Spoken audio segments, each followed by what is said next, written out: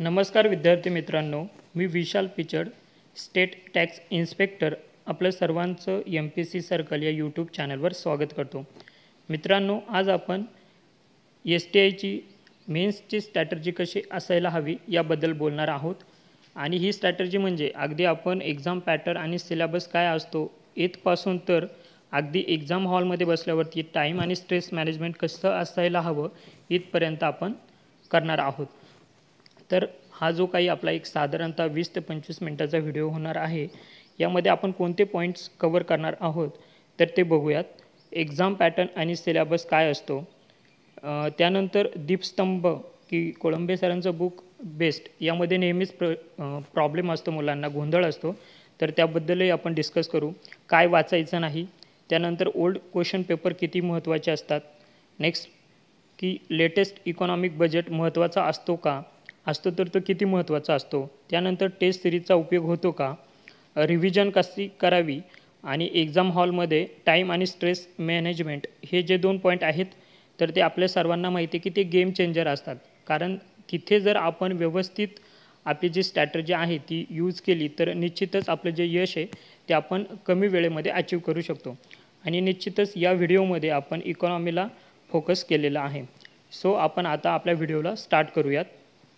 सर्वप्रथम मित्रांनो, हा जो काही आपला STI मेन्सचा जो पेपर असतो त्यामध्ये 2 पेपर असतात, पेपर 1 आणि पेपर 2.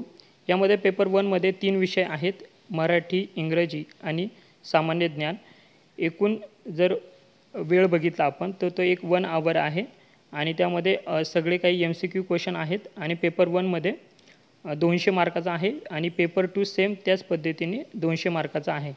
क्वेश्चन संख्या मात्र 100 आहे, म्हणजे एका क्वेश्चनला 2 मार्क्स. आणि सगळे पेपर 1 आणि पेपर 2 दोन्ही MCQ टाईपचे क्वेश्चन्स आहेत. त्यानंतर पेपर 2मध्ये सामान्य क्षमता चाचणी व पदाच्या कर्तव्यासाठी आवश्यक ज्ञान यामध्ये नक्की काय येतं तर ते बघणार आहोत आपण पुढे डिटेलमध्ये. ओके, सो स्टार्ट करूया आता पेपर 1ला. पेपर 1 बघा मित्रांनो, यामध्ये मराठी, इंग्रजी आणि सामान्य ज्ञान हे 3 सब्जेक्ट आहेत आपल्याला. आणि पुन्हा सामान्य ज्ञानमध्ये चालू घडामोडी, माहितीचा अधिकार, महाराष्ट्र लोकसेवा हक्क अधिनियम आणि संगणक व माहिती तंत्रज्ञान हे 3 सब टॉपिक आहेत. जर आपण पेपर 1 बघितला त्यामध्ये मराठी आणि इंग्लिश हे 2 सब्जेक्ट येतात. यामध्ये जर आपल्याला मराठीचा आत्तापासूनच जर अभ्यास करायचा असेल तर सर्वप्रथम मी सांगेल की जी आपली होक्याब असते, शब्दसंग्रह असतो, त्याला जास्त वेटेज द्या. कारण जर तुम्हाला शब्दसंग्रह समजला तर निश्चितच तुम्ही तो अंडरस्टँड होईल तुम्हाला आणि त्यावरची उत्तरे देऊ शकाल. आणि व्याकरणसुद्धा हे खूपदा शब्दसंग्रहावरती डिपेंड असतं. एकदा की तुमचा शब्दसंग्रह वाढला की तुम्हाला व्याकरणाच्या ज्या गोष्टी आहे त्यासुद्धा समजायला लागतात. सो मी बेटर सजेस्ट करेल तुम्हाला की तुम्ही आधी तुमचा शब्दसंग्रह वाढवा. आणि शब्दसंग्रह किंवा ज्याला आपण व्होकॅब्युलरी बोलतो ही काही 1-2 महिन्यात कंप्लीट होणारी गोष्ट नाही आहे, किंवा त्यावरती कमांड अगदी 2 ते 3 महिन्यात येणार नाही आहे. यासाठी खूप आपल्याला 3, 4, 5 महिने अगदी व्यवस्थित त्यावरती इम्प्लिमेंट करावं लागतं, त्याची तशी स्ट्रॅटर्जी बनवावी लागते. सो एवढं लक्षात घ्या की आता व्होकॅब्युलरी मराठी आणि इंग्लिशची आपल्याला रोज करायची आहे. ॲटलिस्ट मिनिमम मराठी आणि इंग्लिशचे 10-10 वर्ड्स तरी आपल्याला डेली करायचे आहेत. आणि इंग्लिशचं जर बोलाल तर मी बक्षी सरांचं जे बुक आहे अरिहंत पब्लिकेशनचं तर ते सजेस्ट करेल. इतरही करा, बट एक्झामच्या दृष्टीने मात्र बक्षी सरांची व्होकॅब्युलरी चांगली आहे.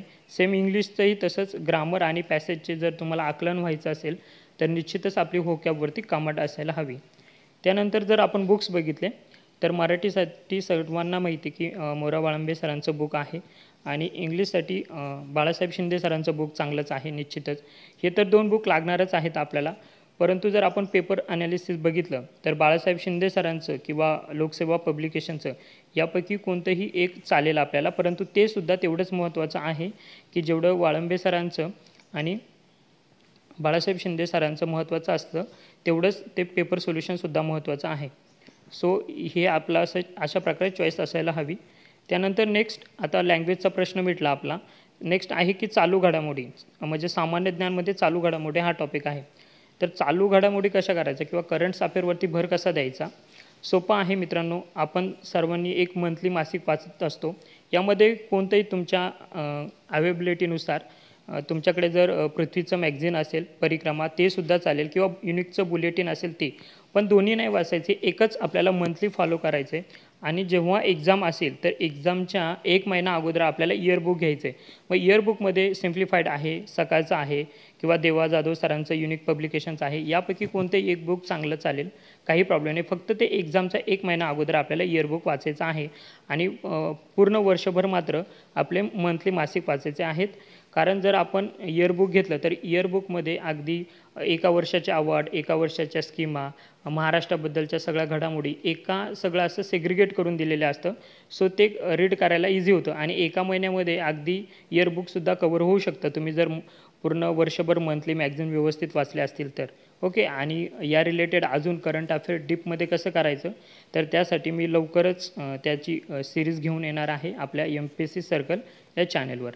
नेक्स्ट त्यानंतर आता हा विषय झाला आपला करंट अफेअरचा.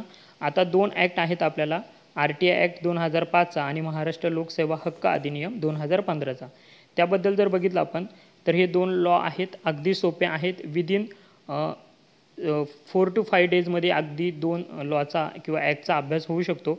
यासाठी RTIसाठी जर बघितलं तर यशदा पब्लिकेशनचं बुक आहे, खूप छान आहे. मी स्वतः तेच वाचलं होतं.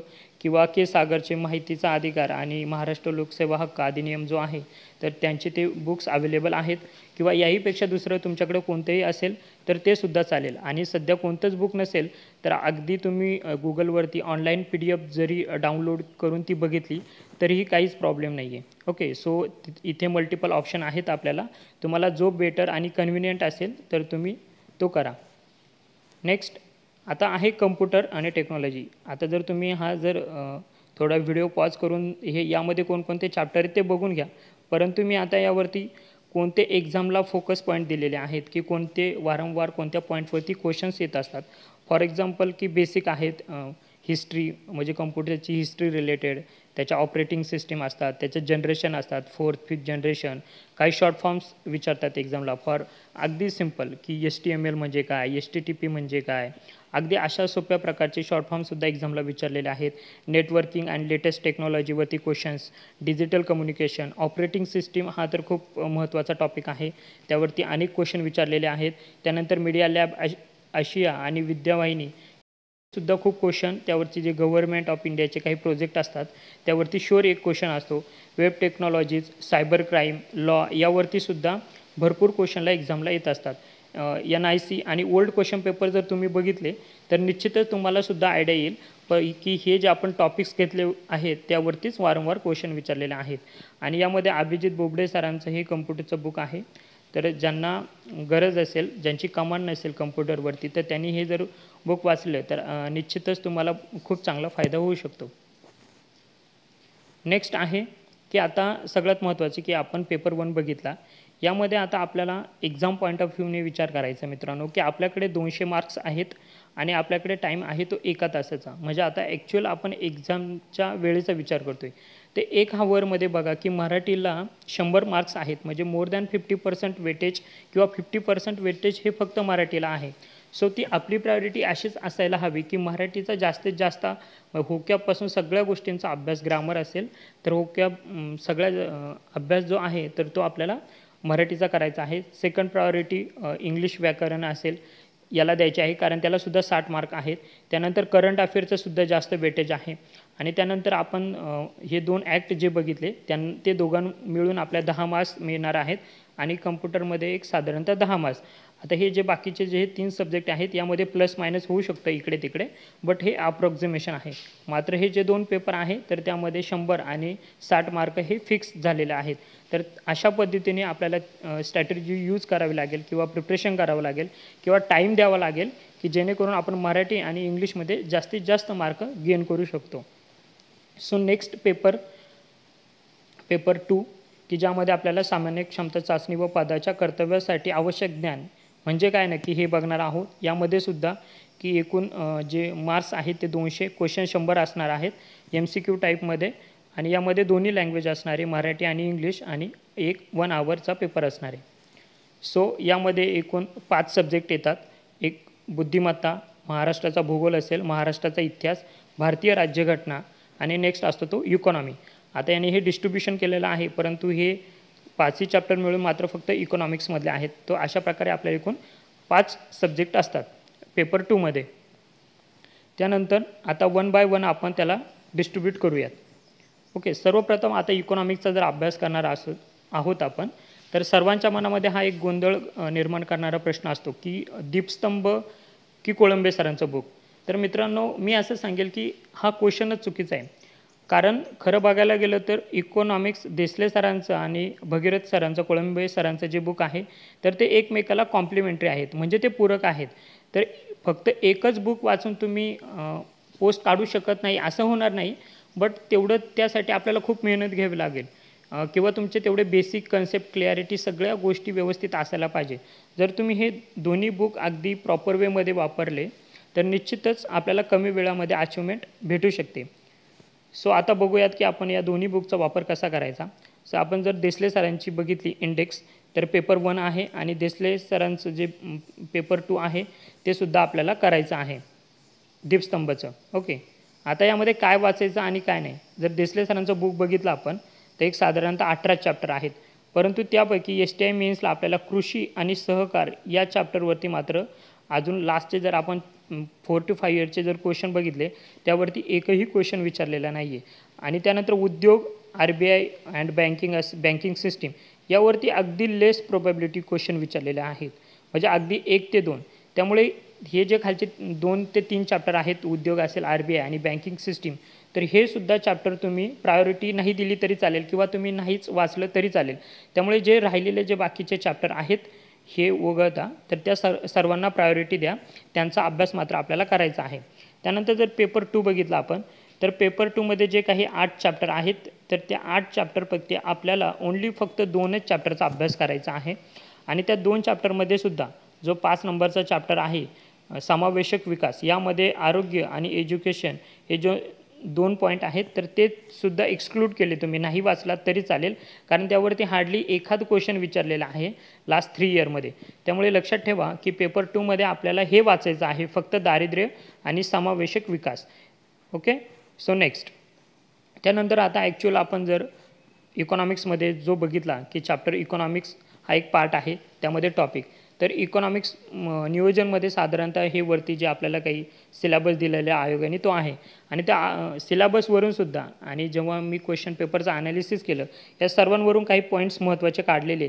यामध्ये प्रायोरिटी अनएम्प्लॉयमेंट आहे, पंचवार्षिक योजना आहे, भारतीय अर्थव्यवस्थेच्या कॅरेक्टरिस्टिक आणि 73वी आणि 74वी जी घटनादुरुस्ती आहे, यावरती प्रत्येक पॉईंटवरती क्वेश्चन एक्झामला प्रत्येक वेळेस असतात.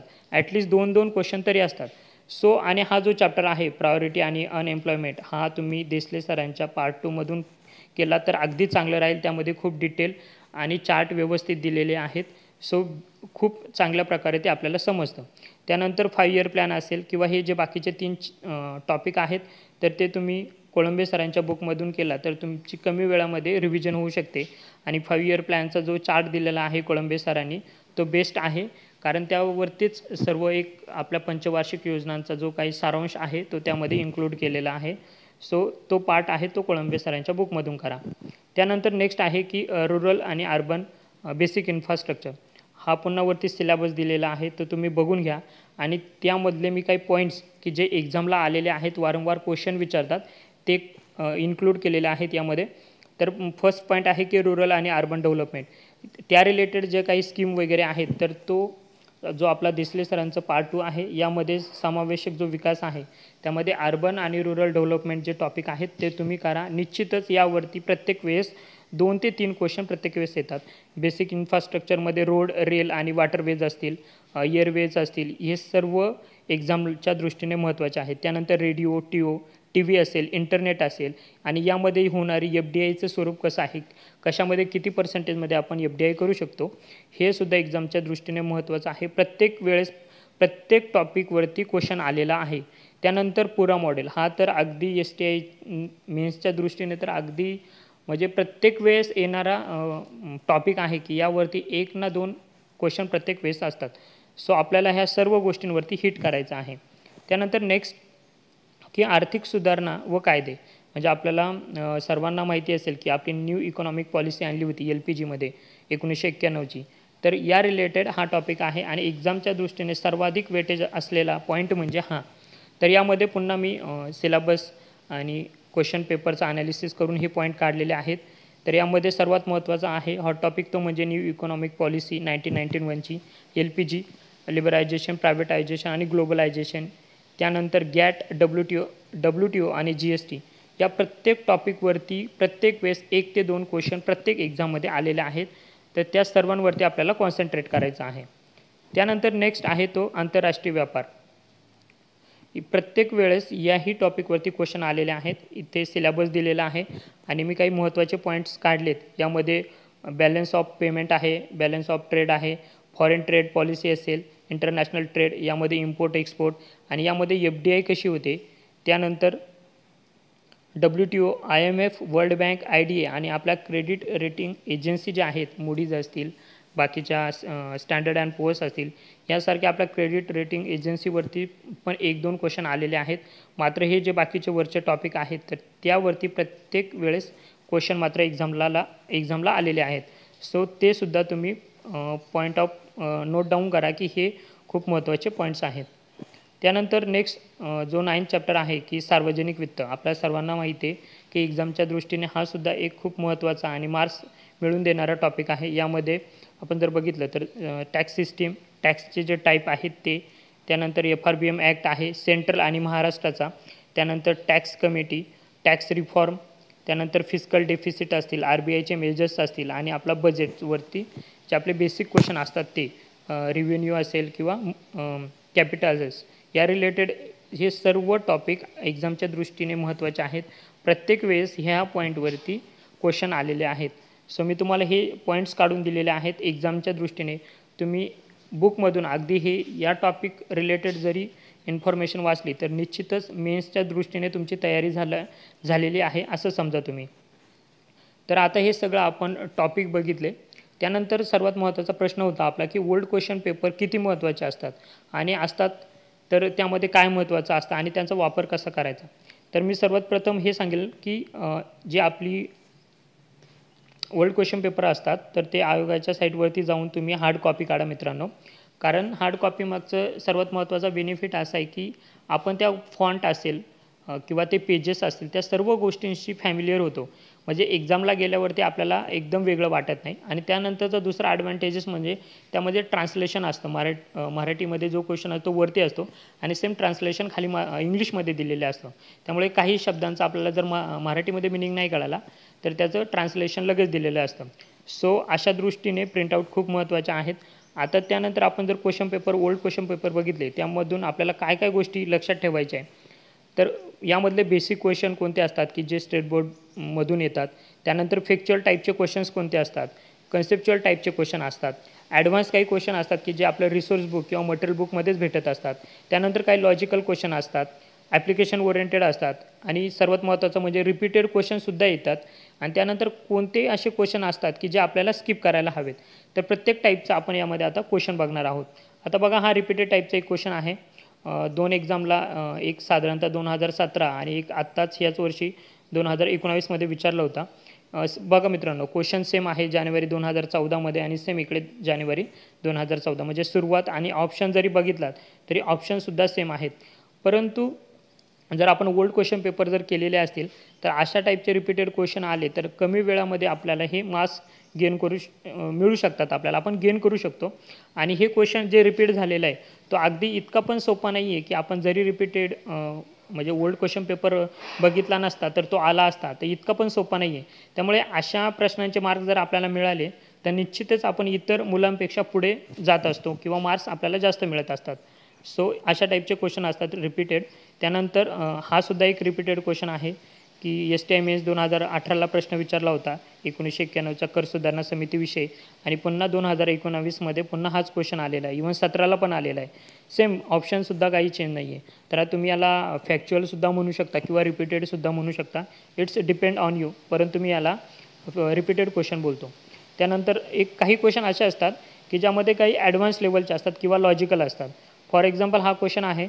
यामध्ये 2011 ते 2013 या काळामध्ये कोणत्या क्षेत्रामध्ये FDI जे आहे ते सर्वाधिक झालेले आहे. तर अशा टाईपचा क्वेश्चन हा तुम्हाला मोस्टली रिसर्च बुकमध्येच भेटेल. आता यामध्ये थोडंफार लॉजिक जर विचारलं तर कन्स्ट्रक्शन आणि पॉवर सेक्टर तेवढ्या प्रमाणामध्ये झालेलं नाही आहे FDI, हे आपल्या सर्वांना माहिती आहे. सो त्यामुळे आपण 50% पॉसिबिलिटीपर्यंत जाऊ शकतो, परंतु एक्झॅक्ट उत्तर नक्की कम्प्युटर सॉफ्टवेअर आहे की सर्व्हिस सेक्टर आहे यासाठी मात्र आपल्याला मटेरियल बुक व्यवस्थित वाचावं लागेल. यासाठी तुम्ही कोळंबे सरांचं बुक रीड केलं तरी चालेल किंवा देसले सरांचं भगीरथचं जरी रीड केलं तरी चालेल. त्यानंतर नेक्स्ट आहे तो बेसिक क्वेश्चन. आता या टाईपचे काही क्वेश्चन असतात मित्रांनो की जे आपल्याला डायरेक्टली बुकमधून मिळत असतात. फॉर एक्झाम्पल ऊर्जेचे नूतनीकरण करता येते, म्हणजे कोणत्या टाईपच्या रिन्युएबल एनर्जी आहेत. त्यानंतर भारताच्या व्यापारामध्ये जो आपला व्यापार होतो त्यामध्ये बाय व्हॅल्यू आणि व्हॅल्यूमने मरीन ट्रेड किती पर्सेंटेज आहे. तर या टाईपचे जे क्वेश्चन आहे तर ते आपल्याला बुक्समध्ये भेटत असतात, जे आपल्या स्टेट बोर्डचे बुक आहेत. तर यासाठी मी 9th स्टँडर्डपासून ते 12th स्टँडर्डपर्यंत जे आपले बुक्स आहेत तर त्याची सिरीज बनवली आहे. ती आपल्या MPSC सर्कल या यूट्यूब चॅनलवरती तुम्हाला भेटून जाईल, निश्चित बघा. त्यानंतर यानंतर काही क्वेश्चन असे असतात मित्रांनो की आपल्याला असं वाटतं की जर आपण ते रिस्क घेतली तर आपल्याला मार्क्स मिळू शकतात, परंतु ती रिस्कच असते मित्रांनो. फॉर एक्झाम्पल हा क्वेश्चन आहे 2017-18ला विचारलेला की 2008 आणि 9 यामध्ये पायाभूत सुविधांमध्ये FDI किती झाली होती. आता तुम्ही जर हे बघितलं ऑप्शन बघितले तर बघा मित्रांनो, 5225 कोटी, 5400 कोटी, अगदी जवळपास व्हॅल्यू आहे. आणि यामध्ये फिक्स असं माहीत आपल्याला पॉसिबिलिटी तर मोर दॅन 80% असं असतं की अशा प्रश्नांची उत्तर आपल्याला माहीत नसतात. सो मी तर बेटर असं तुम्हाला सांगेल की अशा प्रकारचे जे क्वेश्चन्स असतात ते स्किप करायचे आणि एक प्रकारे आपण हे क्वेश्चन स्किप करून आपण यांचे मार्क्स आपण गेन करत असतो. कारण जर आपण अशा प्रकारचा एखादा क्वेश्चन अटेम्प्ट केला आणि तो जर चुकला तर निश्चितच आपल्याला ती निगेटिव्हची पेनल्टी पडत असते. सो आपण अशा प्रकारचे जे काही क्वेश्चन असतात ते स्किप करायला हवेत.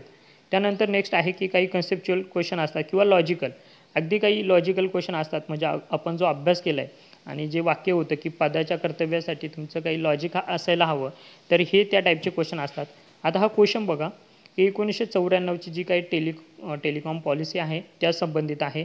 ऑप्शन आहे की भारतीय आणि परकीयांना गुंतवणूक करण्यात आली, फक्त भारतीयांना गुंतवणूक करण्यात आली, 1996पर्यंत सर्व खेडे टेलिफोन सेवेशी जोडणे आणि ग्रामीण भागासाठी मोफत दूरध्वनी सेवा. आता क्वेश्चन जर थोडा बघितला आपण, आपली जी पॉलिसी आहे टेलिकॉमची ती 94ची दिलेली आहे. आणि जर यामध्ये थर्ड ऑप्शन बघितला की 1996पर्यंत सर्व खेडे टेलिफोन सेवेशी जोडणे, 94ची पॉलिसी आहे आणि विदिन 2 वर्षामध्ये सर्व खेडे आपल्याला टेलिफोन सर्व्हिसशी जोडणं पॉसिबल होईल का मित्रांनो? निश्चितच नाही. तर हा एकदम इलॉजिकल ऑप्शन आहे. त्यामुळे जर आपण सी ऑप्शन बघितला तर ऑप्शन क्रमांक 3 आणि ऑप्शन क्रमांक 4 हे आपण इझिली कॅन्सल करू शकतो. राहिला म्हणजे फक्त अ आणि ब. मग त्यानंतर विचार करा की तुम्ही थोडंसं कन्सेप्च्युअल जर क्लॅरिटी असेल की 1991ची आपली न्यू इकॉनॉमिक पॉलिसी आली होती आणि त्यामध्ये आपण चेंजेस केले होते आपल्या इकॉनॉमीमध्ये, तर निश्चितच त्यामुळे आपल्याला फक्त भारतीयांना नव्हे तर आपण परकीयांनासुद्धा FDIसाठी अट्रॅक्ट केलं होतं, त्यांसाठी उदारीकरण आणलं होतं. सो निश्चितच याचं जर उत्तर बघितलं तर आपण ऑप्शन एपर्यंत अशा प्रकारे जाऊ शकतो. तर यासाठी थोडंसं लॉजिक ॲप्लिकेशन आणि थोडंसं कन्सेप्च्युअल क्लॅरिटीची गरज असते. त्यानंतर काही क्वेश्चन अगदी फॅक्च्युअल असतात. म्हणजे इथं ऑप्शन नंबर 2 जर बघितला IMF रिलेटेड दिलेला आहे आणि यामध्ये म्हटलेलं आहे की IMFची जी सदस्य संख्या आहे तर ती 200 असते. आता आपल्याला सर्वांना माहिती आहे की युनोचे जर मेंबर बघितले आपण, युनायटेड नेशन ऑर्गनायझेशन, तर ते 193 आहे आणि IMFचे जर बघितले तर ते 189 आहेत. ओके. सो खूपदा आपला 189 आहे. ओके. सो आपला खूपदा ते रिपिटेशन झालेलं असतं, बुकमध्ये वाचलेलं असतं. मग त्यानंतर असा ऑप्शन दिसला तर तो लगेचच आपण कॅन्सल करायचा. म्हणजे ब जो ऑप्शन आहे तो चुकीचा आहे आणि यामध्ये जर ब ऑप्शन जर चुकीचा असेल तर ऑप्शन ए जाईल, ऑप्शन नंबर 2 जाईल आणि ऑप्शन नंबर 4. म्हणजे विदिन अ सेकंदमध्ये आपल्याला हे उत्तर भेटलेलं आहे. अशा प्रकारे आपल्याला हे जे क्वेश्चन्स असतात मेन्सच्या दृष्टीने ते टॅकल करायचे असतात. त्यानंतर काही कन्सेप्च्युअल क्लॅरिटी क्वेश्चन असतात मित्रांनो की कर आघात म्हणजे काय. आता हा कर आघात किंवा इम्पॅक्ट ऑफ टॅक्स हा काय जो चॅप्टर आहे तर तुमचं कन्सेप्ट जर क्लॅरिटी असेल तरच अशा प्रश्नांची उत्तरं येऊ शकतात.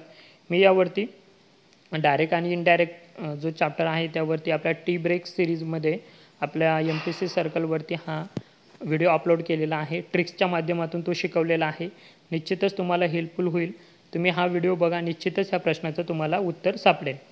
त्यानंतर नेक्स्ट पुन्हा अगेन हा कन्सेप्च्युअल क्लॅरिटी क्वेश्चन आहे की तुटीचा अर्थ भरण्यामध्ये किंवा जो परिणाम होतो तो कशाचा होतो, तर त्या डेफिसिट फायनान्सिंगवरती. तर अगेन हा सुद्धा कन्सेप्च्युअल क्लॅरिटीचा क्वेश्चन आहे. तुम्ही जर व्यवस्थित तुम्हाला कन्सेप्ट जर माहीत असेल तरच अशा प्रश्नांना तुम्ही टॅकल करू शकता. त्यानंतर काही क्वेश्चन अगदी सोपे असतात, रिपीटेड दिसतात आपल्याला, परंतु हे प्रश्न आपल्याला संकटात नेत असतात. कारण म्हणतात अति घाई आणि संकटात नाही. तर बघा हाच क्वेश्चन STIमेन 2017ला पण विचारला आहे आणि 19ला. मात्र यामध्ये चेंजेस काय आहे की ते असत्य विचारलेलं आहे. ओके, आणि हा क्वेश्चन होता. मात्र तोच क्वेश्चन मात्र 2019मध्ये जेव्हा क्वेश्चन विचारला त्यामध्ये इथं सत्य काय असा प्रश्न. आणि ह्या गोष्टी खूप महत्त्वाच्या असतात, कारण एक्झाममध्ये आपण त्या वेळेमध्ये असं सिली मिस्टेक करत असतो की क्वेश्चन अबाव द राईट विचारलं आहे की रॉंग विचारलं आहे, सत्य विचारलं किंवा असत्य. तर ह्या गोष्टी खूप व्यवस्थित बघा. तर आणि हा एक जो क्वेश्चन होता की ज्याचे ऑप्शन चुकीचे होते, म्हणजे यामध्ये जो पहिला होता हा ऑप्शन बरोबर होता आणि क हा ऑप्शन बरोबर होता, परंतु यामध्ये ऑप्शनच नव्हता आणि क बरोबर म्हणून. त्यामुळे हा क्वेश्चन एक्झामला कॅन्सल केला होता. आणि जेव्हा मी एक्झाम देत होतो तेव्हाच मला असं वाटलं होतं की हा क्वेश्चन जो आहे तो एक्झाम होईल, कारण ऑलरेडी मी 2017ची जी मेन्सचे जे ओल्ड क्वेश्चन पेपर होते ते व्यवस्थित रिवाईज केले होते, तेवढे व्यवस्थित बघितले होते. त्यामुळे मला लगेच क्लिक झालं तिथे की इथे ह्या क्वेश्चनमध्ये काय मिस्टेक आहे ते. सो अशा प्रकारे आपण इकॉनॉमिक्स कव्हर केलं आहे. आता जे बाकीचे जे चॅप्टर आहेत, बुद्धिमत्ता, भूगोल, इतिहास आणि राज्यघटना, त्यांची स्ट्रॅटेजी कशी असायला हवी त्याबद्दल बघूयात. त्यानंतर जर आपण बुद्धिमत्तेचा विचार केला तर बुद्धिमत्तेसाठी तुम्ही आपल्या ज्ञानदीप पब्लिकेशनचे जे बुक आहेत तर ते यूज करू शकता रिझनिंगसाठी, बुद्धिमत्ता चाचणी आणि मॅथ्ससाठी अंकगणित. आणि ज्यांना इंग्लिशमध्ये हवं असेल तर ते आपलं RS अग्रवालचं किंवा S चांद पब्लिकेशनचं बुक यूज करू शकता. त्यानंतर नितीन सरांच्या मॅथ रिलेटेड ज्या काही व्हिडिओज आहेत ते आपल्या चॅनलवरती अपलोड केलेले आहेत.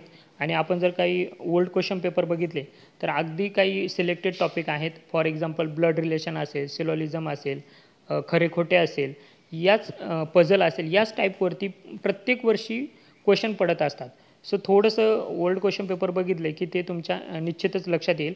आणि अजून या रिलेटेड जर काही प्रॉब्लेम असेल तर आपण याची की प्रॉपर स्ट्रॅटेजी कशी असायला हवी मॅथ आणि रिझनिंगची, तर तीही सुद्धा आपण लवकरच बनवू. त्यानंतर दुसरा सब्जेक्ट आहे तो म्हणजे भूगोल. इथे क्लिअरली मेन्शन केलं मित्रांनो की महाराष्ट्राचा भूगोल. त्यामुळे अभ्यास करताना आपल्याला 8वी ते 12वीपर्यंत स्टेट बोर्डचे पुस्तकं वाचायचे आहे निश्चितच. परंतु यामध्ये आपलं वाचत असताना दोनच गोष्टी लक्षात ठेवायच्या. एक म्हणजे फिजिकल जिओग्राफी आणि महाराष्ट्र रिलेटेड ज्या गोष्टी आहेत त्या मोस्टली जास्त आपल्याला लक्षात ठेवायच्या आहेत. आणि त्यानंतर आपण राहुल सरांचं आपल्या चॅनलवरती भूगोलाचं पेपर ॲनालिसिस केलेलं आहे, त्याचासुद्धा तुम्हाला फायदा होईल. आणि यापैकी कोणतंही एक बुक यूज करा. आपले 12वीपर्यंत स्टेट बोर्डचे बुक यूज करा आणि दीपस्तंभचं किंवा सौदी सरांचं बुक, यापैकी कोणतंही एक यूज केलं तरी चालेल, दोन्ही यूज करायची गरज नाही आहे. त्यानंतर नेक्स्ट आहे तो इतिहास. इतिहास ऐकायला आणि वाचायला खूप इंटरेस्टिंग आहे मित्रांनो, परंतु हा असा सब्जेक्ट आहे की जो एक्झामच्या दृष्टीने त्याचे रिसोर्सेस खूप कमी आहे. म्हणजे नक्की क्वेश्चन जे बनवले जातात किंवा आयोगाला जे क्वेश्चन विचारले जातात ते नक्की कुठून विचारले जातात याबद्दल अगदी खूप गोंधळ आहे. म्हणजे अगदी पूर्वी बघितलं तुम्ही 5-6 वर्षापूर्वी तर जे YCMचे बुक होते त्यामधून क्वेश्चन यायचे, असे वेगवेगळे बुकमधून क्वेश्चन यायचे. आणि जर आता थोडंसं लेटेस्ट बघितलं तर एक मला जे हे बुक आहे आपलं गाठा सरांचं त्यामधून क्वेश्चन आलेले दिसतात. सो मी तर तुम्हाला ते रिकमेंडेड करेल. आणि आपल्या युनिक पब्लिकेशनचं समाधान महाजन सरांचं जे बुक आहे आधुनिक भारताचा इतिहास, तर तो सुद्धा महत्त्वाचा आहे, तर ते वाचा. आणि 8वी ते 12वीचे आपले जे स्टेट बोर्डचे बुक आहेत हे सुद्धा रीड करा. यामध्ये फक्त आपल्याला महाराष्ट्र रिलेटेड ज्या काही गोष्टी असतील आणि प्रॉमिनंटली भारता रिलेटेड इंडियन नॅशनल काँग्रेस झाली, अशा काही 1857चा उठाव झाला, या काही गोष्टी असतील त्या मात्र ओव्हरऑल भारता रिलेटेड. परंतु भारत आणि महाराष्ट्र हाच फोकस असायला हवा. आणि ओल्ड जर 11वीचं बुक भेटलं स्टेट बोर्डचं, 11वीचं जुनं ओल्ड, तर ते निश्चित वाचा, ते सुद्धा खूप चांगलं आहे. आणि यामध्ये सुद्धा राहुल सरांनी इतिहासासाठी सुद्धा काही व्हिडिओज बनवलेले आहेत, तर ते सुद्धा आपल्या चॅनलवरती आहेत. त्यानंतर अगेन पॉलिटीमध्ये आपल्याला सर्व करायचं नाही. पॉलिटीमध्ये एवढेच चॅप्टर आहेत जे वरती दिलेले आहेत. एक साधारणतः 10 ते 15 टॉपिक आहेत आणि यावरतीच क्वेश्चन विचारला जातो. या टॉपिकच्या पलीकडे क्वेश्चन विचारला जात नाही. लेवलसुद्धा ॲव्हरेज असते. तुम्ही जर व्यवस्थित अभ्यास केलेला असेल तर निश्चितच या प्रश्नांची उत्तरं येतात आपल्याला. आणि यामध्ये पुन्हा एक जर कन्फ्युजन असेल आपल्याला की भगीरथ पब्लिकेशनचं यूज करायचं किंवा यम लक्ष्मीकांतचं मराठीमध्ये यूज करायचं. सो मी बेटर वे सांगेल तुम्हाला की आपलं रंजन कोळंबे सरांचं बुक यूज करा. आता यामध्ये जर नॉर्मल ह्या 2 बुकची कंपॅरिझन जर केली तर कोळंबे सरांचा एक ॲडव्हान्टेजेस असा आहे की त्यांनी जे काही आपले वर्ड्स आहेत मराठीमध्ये, मराठीतले जे काही शब्द आहेत त्यांना इंग्लिश सबस्टिट्यूट वर्ड दिलेले आहेत. सो मग ते आपल्याला लक्षात राहतं. आणि दुसरं म्हणजे आर्टिकल जे आहेत ते तिथेच दिलेले आहेत. इवन सब आर्टिकलसुद्धा दिलेलं आहेत. म्हणजे 73 आणि 73मध्ये पुन्हा जर सब आर्टिकल असेल 1, 2 तर ते सुद्धा दिलेले आहेत. मात्र जर आपण यम लक्ष्मीकांत सरांचं के सागरचं मराठी पब्लिकेशनचं जर बुक बघितलं तर यामध्ये प्रॉब्लेम नाही म्हणता येणार. थोडंसं असं आहे की जे आर्टिकल्स आहेत तर ते तुमच्या एंडिंगच्या शेवटच्या पेजला दिलेले आहेत आणि मराठीमधले जे शब्द आहेत ते ॲज इट इज त्यासाठी काही प्रत्येक वेळेस त्यांनी इंग्लिश वर्ड्स दिलेले नाही आहेत. सो तिथे काही काही असे वर्ड्स असतात तर ते आपल्याला इंग्लिश आपण नेहमी बघत असतो. सो मला असं थोडंसं तो एक प्रॉब्लेम वाटतो. परंतु तुम्ही जर त्या गोष्टीची जर फॅमिलियर असाल तर so you can go with this. त्यानंतर आता अगेन की इथे पेपर 2 आहे. पेपर 2 पुन्हा 200 मार्काचा आहे आणि टाईम आवर आपल्याला 1 आवरचा आहे. सो पुन्हा आपण जर हे बघितलं तर इकॉनॉमीचं बघितलं तर निश्चितच मोर दॅन 50% वेटेज आहे. 110 मार्क्स जवळपास प्लस ऑर मायनस असतात. त्यानंतर सेकंड प्रायोरिटी आहे ती बुद्धिमत्तेला द्यायची आपल्याला. आणि हे जर तिन्ही टॉप सब्जेक्ट बघितले आपण पॉलिटी, हिस्ट्री आणि जिओग्राफी यामध्ये प्लस ऑर मायनस 60 मार्क्स येतात. तर त्यामुळे तुम्ही याला कशी प्रायोरिटी द्यायची हे तुमच्यावरती डिपेंड आहे. आणि मोस्टली हिस्ट्रीचं तर मी सांगेल की त्याच्यावरती गरजेपेक्षा जास्त मेहनत करू नका, कारण तो आपल्याला खूप काही मार्क्स मिळवून देतो अशातला भाग नसतो. सो त्याचा जास्त वेळ तुम्ही पॉलिटी आणि जिओग्राफीला दिला तर निश्चितच चांगला असेल. आणि जास्तीत जास्त वेळ बुद्धिमत्ता आणि इकॉनॉमिक्सला द्या. बुद्धिमत्तेबद्दल एवढं सांगेल की तुम्ही प्रॅक्टिस जास्त करा, की जर तुम्ही प्रॅक्टिस जास्त केली तर तुमचा कमी वेळामध्ये तुम्हाला ॲन्सर येतील आणि जो राहिलेला वेळ असेल तर तो तुम्ही इकॉनॉमिक्स किंवा बाकीचे जे विषय असतील त्यांना देऊ शकता. त्यानंतर अजून एक क्वेश्चन राहिला की लेटेस्ट जो इकॉनॉमिक बजेट असतो तो इम्पॉर्टंट असतो का.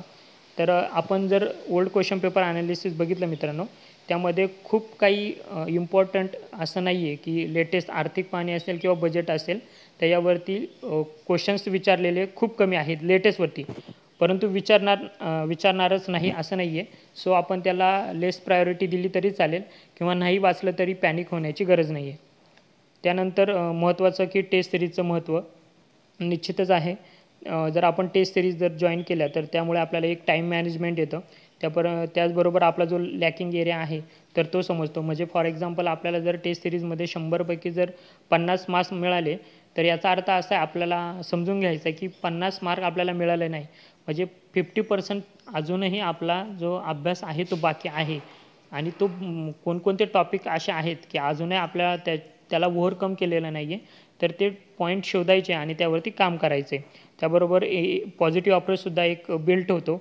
आणि ओल्ड क्वेश्चन पेपर हे या टेस्ट सिरीजमध्ये येत असतात. सो अगेन तुम्हाला ओल्ड क्वेश्चन पेपरचा एक फायदा होतो. आणि जर टेस्ट सिरीजचा विचार केला तर यामध्ये मी सजेस्ट करेल की युनिक अकॅडमी असेल किंवा ज्ञानेश्वर पाटील सरांची गुरुकुल प्रबोधिनी किंवा आपली पृथ्वीची अकॅडमी असेल यांचे टेस्ट सिरीज जर जॉईन केला तर निश्चितच तुम्हाला फायदा मिळेल. त्यानंतर आता एक महत्त्वाचा पॉईंट आहे तो म्हणजे की रिव्हिजन कसावी, की ज्याला आपण गेम चेंजर बोललेलो आहे. तर यामध्ये मी सजेस्ट करेल की ओल्ड क्वेश्चन पेपर बघून घ्या. त्यानंतर बुकचा विचार केला तर जे आपले हायलायटेड पॉईंट्स असतात फक्त तेच वाचायचे रिव्हिजन करताना. किंवा जर तुमच्याकडे नोट्स असतील तर नोट्स रीड करा, नसतील तर इट्स ओके. त्यानंतर अजून रिव्हिजन करण्यासाठी मी तुम्हाला हे 2 प्रॅक्टिस सेट सजेस्ट करेल. देसले सरांचं एक आहे आणि कोळंबे सरांचं. यामध्ये chapter wise question set arrange केलेले. तर त्यामुळे सुद्धा तुम्हाला एका पर्टिक्युलर चॅप्टरची तुमचा किती अभ्यास झाला आहे तर त्याचं रिव्हिजन करण्यासाठी तुम्हाला हे प्रॅक्टिस सेट उपयोगी पडतील. त्यानंतर बुकमधले जे काही चार्ट्स दिलेले असतात मित्रांनो ते सुद्धा चांगले कवर करून घ्या. फॉर एक्झाम्पल दीपस्तंभचं असेल तर तुम्ही अगदी चार्ट जरी एक्झामच्या अगोदर करून गेलात तर नियरली अबाउट 20% जे क्वेश्चन असतात आपले तर ते निश्चितच चार्टवरून सॉल्व्ह होऊ शकतात. आणि त्यानंतर तुमच्या काही ट्रिक्स असतात पर्सनल लेवलच्या असतील किंवा आपल्या टी ब्रेक सिरीज आहे आपल्या चॅनलवरती, तर त्यामध्ये मी काही इकॉनॉमिक्सच्या दृष्टीने ट्रिक्स टाकलेल्या आहेत, तर सो त्याचाही नक्कीच फायदा होईल. आता हा जो काही क्वेश्चन आहे की उत्पन्न कराराचे प्रकार कोणते, तर मी हे टी ब्रेकच्या सिरीजमध्ये टाकलेलं आहे आणि तुम्ही जर ते ट्रिक बघितली असेल तर लवकरच निश्चितच विदिन फ्यू सेकंदमध्ये तुम्हाला याचं उत्तर काढता येईल. त्यानंतर आता आपण पोचलेलो आहे तर एक्झाम सेंटरवरती आणि आज एक्झाम डे आहे असं समजा आणि रेड लेटर डे म्हणजे याचा अर्थ असा होतो की शुभ दिवस किंवा एक अपॉर्च्युनिटी असते आपली ती.